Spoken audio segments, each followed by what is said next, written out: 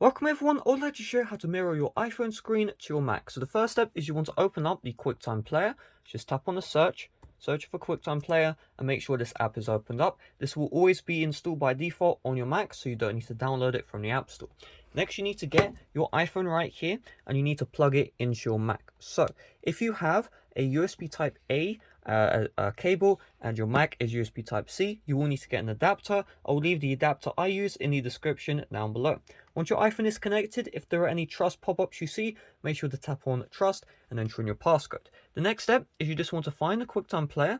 Just click on it right here, and once you've clicked on it, you're going to see QuickTime Player at the top left. Then you're going to click on File, New Movie Recording, and then once you do this, what it's going to do is it's going to bring right here to your FaceTime camera.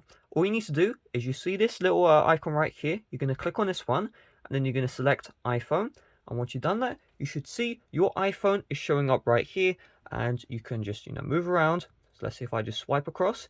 You can see every single action I'm doing. There is a bit of lag, however, it is being recorded, no issues at all. So you can see, just like that, we successfully mirrored our screen. Now, if you want to record the screen, you see this record icon, just click on this, and it's going to record the screen as well.